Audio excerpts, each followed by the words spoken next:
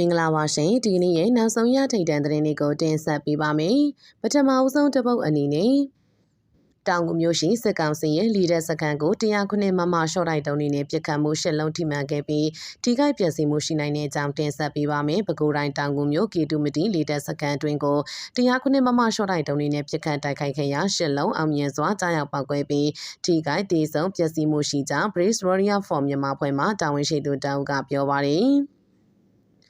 ်ဒီကနေ့မေလ18ရက်မနက်09:48မိနစ်ချိန်တောင်ကူမျိုးကီတူမတီလီတက်စခန်းကို109မမရှော့တိုက်တုံး17လုံးနဲ့ပြစ်ခတ်တိုက်ခိုက်ခဲ့ရာ10လုံးအောင်မြင်စွာကြားရောက်ပောက်ကွဲခဲ့ပြီးထိခိုက်ဒေဆုံးပျက်စီးမှုအခြေအနေကိုစုံစမ်းနေဆဲဖြစ်ကြောင်းသိရပါတယ်။တောင်ကူလီတက်စခန်းကဆက်ရဆွေးမှုတွေကျူးလွန်ရာမှာအရေးပါတဲ့လီတက်ထောက်တိုင်တစ်ခုဖြစ်ထမ်းဆောင်ပေးနေတဲ့ပြင်ယခုရက်ပိုင်းတောင်ပိုင်းတော်လိုင်းအင်အားစုတွေရဲ့တော်လိုင်းလှုပ်ရှားမှုတွေကိုလည်းလေကြောင်းမှတရဇက်ပုံကျဲတိုက်ခိုက်ရမှာဒီကပါဝင်နေတဲ့လီတက်စခန်းတစ်ခုဖြစ်နေတာကြောင့် BWM Mission 37ဖြစ်တိုက်ခိုက်ခဲ့တာဖြစ်ပါတယ်။အဆိုပါတိုက်ခိုက်မှုကို BWM MK CDF AC PLF နဲ့တန်နောင်မြောက်ပိုင်းအထူးဒေသဖွဲ့တို့ပူးပေါင်းပြီးတိုက်ခိုက်ခဲ့တာဖြစ်တယ်လို့သိရပါတယ်။မြေပြင်စစ်စင်ရေးတွေမှာပြည်သူတော်လှန်အင်အားစုတွေကိုရင်ဆိုင်နိုင်စွမ်းမရှိတော့ဘဲကြာဆုံးမှုတွေနဲ့ရင်ဆိုင်နေရတဲ့စစ်ကောင်စီကလေတပ်ကိုအားကိုလို့ဝင်းဟင်အသာစီးနဲ့တော်လှန်အင်အားစုတွေကိုတံပြန်တိုက်ခိုက်လာကြောင်းမကြသေးမီကတပရင်မြို့နယ်ဦးထိန်ကွင်းကြီးရွာစာတင်ကျောင်းမှာကျောင်းသူကျောင်းသားကလေးတငယ်များနဲ့ဆရာဆရာမများဖုံးကျဲတပ်ဖြတ်မှုအပါအဝင်နိုင်ငံတော်အရက်ဖက်ပြည်သူများကိုပြစ်မှတ်ထား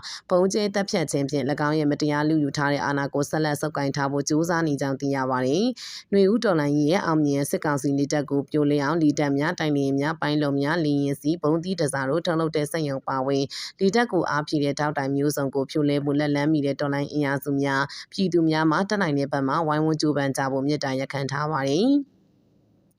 ဆက်လက်ပြီးမန္တလေးတိုင်းဝမ်တွင်းမြို့အနီးဗဟိုပြုပြီးပြင်အားရီစတာစကေး9.9အဆင့်ရှိငလင်းလှုပ်တဲ့အကြောင်းတင်ဆက်ပေးပါမယ်။မန္တလေးတိုင်းမိထီလာခရိုင်ဝမ်တွင်းမြို့အနီးကိုဗဟိုပြုပြီးပြင်အားရီစတာစကေး9.9အဆင့်ရှိငလင်းတစ်ခုလှုပ်ခတ်ခဲ့ကြောင်း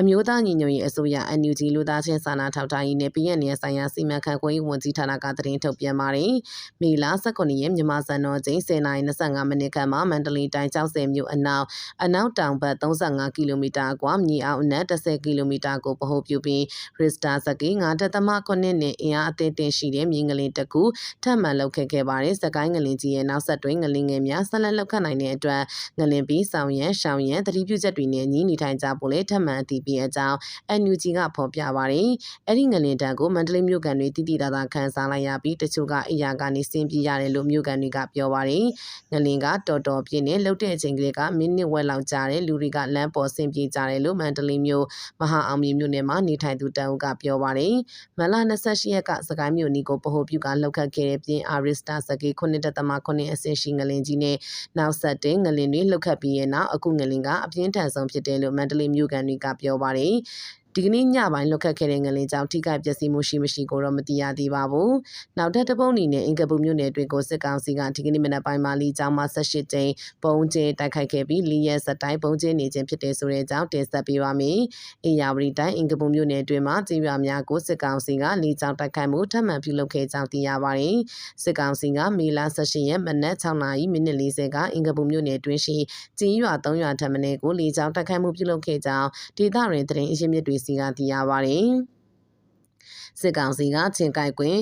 ဘဲပြားကုန်းစာစီကုန်းကွင်းကျေးရွာတွေကိုဝိုင်းတွဲလီရင်နဲ့လီကျောင်းတိုက်ခိုက်မှု18ကြိမ်ပြုလုပ်ခဲ့ကြောင်းသိရပါတယ်။လီကျောင်းကနေရဟတ်ရင်ရောဂျက်ဖိုက်တာရောပါရာမော်တာနဲ့ပါတိုက်ခိုက်တာလီရဲ့စတိုက်ရှိပြီးပုံကျနေရလို့အင်ကပူဒေသခံတအုပ်ကပြောပါတယ်စစ်ကောင်စီကမေလ19ရက်ညပိုင်းကလည်းအဆိုပါကျေးရွာကိုလီကျောင်းတိုက်ခိုက်မှုပြုလုပ်ခဲ့ပါတယ်။ဒါအပြင်မေလ15ရက်နဲ့16ရက်နေ့ကလည်းဘေးပြားကုန်းစာစီကုန်းမှာချင်းကိုက်ကွင်းဝါရော်ကွင်းတပ်ပေါကုန်းတံမြကုန်းကျေးရွာတွေကိုစစ်ကောင်စီကလီကျောင်းမှတိုက်ခိုက်ခဲ့ကြောင်းဒေသခံသတင်းအရင်းမြစ်များစီမှသိရပါတယ်။စစ်ကောင်စီကအင်အားလိုအပ်ချက်ကြောင့်စစ်မှုတန်းဥပဒေဖြင့်တနန်းဆင်းလာတဲ့တနန်းတသားတစ်တွေကိုရှေ့လန်းတိုက်ပွဲတွင်ပို့ထားတော့လဲတိုက်ခိုက်လို့စိတ်လုံးဝမရှိဘဲထွက်ပြေးမှုများနေကြောင်းသိရပါတယ်။နောက်ထပ်တစ်ပုတ်အနေနဲ့မွန်ပြည်နယ်မှာစစ်မှုထမ်းပတ်စဉ်73အတွက်လူငယ်140နီးပါးစစ်သားစုဆောင်းခံရတဲ့အကြောင်းတင်ဆက်ပေးပါမယ်။မွန်ပြည်နယ်မှာစစ်ကောင်စီဖွင့်လှစ်မယ်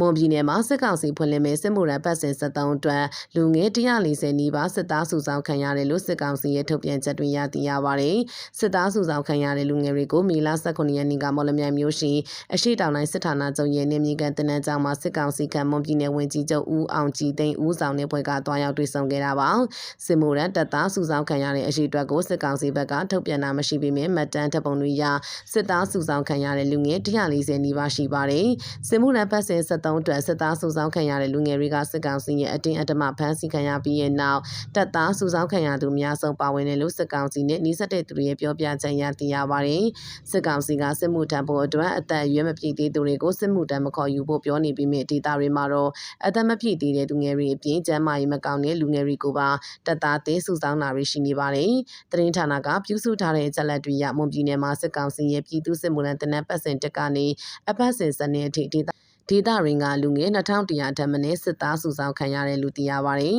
။နောက်ထပ်တပုတ်အနေနဲ့တဝဲမြို့နယ်တွင်စစ်ကြောင်းထိုးလာတဲ့စစ်ကောင်စီတပ်သားတွေကိုတိုက်ခိုက်မှုစစ်တပ်ဘက်မှ6ဦးသေဆုံးပြီးတော်လိုင်းရဲဘော်2ဦးကြာဆုံးတဲ့အကြောင်းတင်ဆက်ပေးပါမယ်။တနင်္သာရီတိုင်းတဝဲမြို့နယ်တွင်စစ်ကြောင်းထိုးလာတဲ့အကြမ်းဖက်စစ်ကောင်စီတပ်သားတွေကိုတိုက်ခိုက်ရာစစ်တပ်ဘက်မှ6ဦးသေဆုံးခဲ့တယ်လို့လောင်းလုံးPeninsula Force LPF မှာသတင်းနဲ့ပြန်ကြားတာဝန်ခံလီယိုကသတင်းဌာနကိုပြောပါတယ်။ AP 28ရက်ကစပြီးအရှိတောင်ဒေသကိုအင်အား200ကျော်ပါနဲ့ဆက်ကြောင်းထိုးလာတဲ့စစ်ကောင်စီတပ်သားတွေကိုဒေါနာချေမုံရီတပ်ခွဲ9 LPF နဲ့တဝဲအရှိတော်ဒေသရှိတော်လန်ရီအင်အားစုများပူးပေါင်းပြီးမေလ2ရက်နေ့မှာတရက်ငုတ်ရွာနဲ့ရမစုကြီးရွာကြားမှာပထမကြိမ်ထိတွေ့တိုက်ပွဲဖြစ်ပွားခဲ့ကြောင်းသိရပါတယ်။မေလ9ရက်နေ့နေ့လယ်12နာရီခန့်မှာဘဝပင်ကြီးရွာတာဝါတိုင်းနီးမှာဒုတိယကြိမ်ထိတွေ့တိုက်ပွဲဖြစ်ပွားခဲ့ပြီးအဲ့ဒီနေ့ညနေ4:45မိနစ်ခန့်မှ9:35မိနစ်ခန့်ထိတတိယကြိမ်ထိတွေ့တိုက်ပွဲပြင်းထန်ဖြစ်ပွားခဲ့ကြောင်းမေလ10ရက်နေ့မနက်9နာရီမှမနက်10နာရီထိဘဝပင်ကျေးရွာတာဝါတိုင်းနီးမှာစရုဒချင်းထိတွေ့တိုက်ပွဲပြင်းထန်ဖြစ်ပွားခဲ့ကြောင်းသိရပါတယ်။အဆိုပါထိတွေ့တိုက်ပွဲများအတွင်းအကြံဖတ်စစ်တပ်ဘက်မှ6ဦးထပ်မံသေဆုံးပြီးစစ်သား40ကျော်အပြင်းထန်ဒဏ်ရာရရှိခဲ့ကြောင်းအဲ့ဒီတိုက်ပွဲများအတွင်းတော်လိုင်းတပ်ဖွဲ့များဘက်ကလည်းရဲဘော်2ဦးကြာဆုံးပြီးစိုးရင်ရတဲ့ထိခိုက်ဒဏ်ရာရရှိသူ2ဦးနဲ့မစိုးရင်ရတဲ့ဒဏ်ရာရ4ဦးတို့ရှိခဲ့ကြောင်းသိရပါတယ်။အဆိုပါတိုက်ခိုက်မှုကိုဒေါနာချေမုံရီတပ်ခွဲ9နဲ့အတူတဝဲအရှိတော်ဒေသတီတော်လန်ရီအင်အားစုတွေဖြစ်တဲ့တဝဲခရိုင်မှတ်နဲ့တရင် T5 DG RF DNL DEF AD မှု EDS ချက်တင်နဲ့ဘီလူးပြောက်ကြားတပ်ဖွဲ့ KNU တပ်မဟာလေးတရင်စနစ်တို့ကပူးပေါင်းလှုပ်ဆောင်ခဲ့တာဖြစ်တယ်လို့သိရပါတယ်။နောက်ထပ်တပုတ်အနေနဲ့တပိတ်ချင်းမြို့နယ်တွင်တိုက်ပွဲမရှိဘဲစစ်ကောင်စီကလေကြောင်းနဲ့တိုက်ခိုက်တဲ့အကြောင်းတင်ဆက်ပေးပါမယ်။အမျိုးသမီးတအုပ်သေဆုံးပြီးကလေးငယ်ပါဝင်10ဦးဒဏ်ရာရတယ်လို့သိရပါတယ်။မန္တလေးတိုင်းတပိတ်ချင်းမြို့နယ်လမ်းလေကျရွာကိုစစ်ကောင်စီကအကြောင်းမဲ့ပုံကျဲတိုက်ခိုက်ရာအမျိုးသမီးတအုပ်သေဆုံးပြီးကလေးငယ်များပါဝင်ပြည်သူ10ဦးဒဏ်ရာရခဲ့ကြောင်းပြည်သူ့ကာကွယ်တပ်မတော်မန္တလေးကသတင်းထုတ်ပြန်ပါတယ်။မေလ15ရက်ကပြည်သူများနေထိုင်ရာလမ်းလေကျရွာကိုစစ်ကောင်စီကပြစ်မှတ်ထားတိုက်ခိုက်မှုပြုလုပ်ခဲ့တာဖြစ်ပါတယ်။လေကြောင်းတိုက်ခိုက်မှုကြောင့်ရက်သားမျိုးသမီးတအုပ်သေဆုံးခဲ့ရပြီးတန်ဃာတော်များနဲ့ကလေးငယ်များပါဝင်ပြည်သူ10ဦးခန့်ထိခိုက်ဒဏ်ရာရရှိခဲ့ကြောင်းပြည်သူ့ကာကွယ်တပ်မတော်မန္တလေးကဖော်ပြထားပါတယ်။အခုနှစ်ဧပြီလနဲ့မေလ2လတာတွင်စစ်ကောင်စီကမတရားမြို့နယ်စင်ကူးမြို့နယ်နဲ့တပိတ်ချင်းမြို့နယ်တို့ကိုလေကြောင်းတိုက်ခိုက်မှု58ကြိမ်ပြုလုပ်ခဲ့ပါတယ်။လေကြောင်းတိုက်ခိုက်မှုတွေကြောင့်အပြစ်မဲ့ပြည်သူ82ဦးအသက်ဆုံးရှုံးခဲ့ရပြီးပြည်သူ142ဦးထိခိုက်ဒဏ်ရာရရှိခဲ့ကြောင်းပြည်သူ့ကာကွယ်တပ်မတော်မန္တလေးကထုတ်ပြန်ထားတယ်လို့သတင်းမှဖော်ပြပါရှိပါတယ်ရှင်။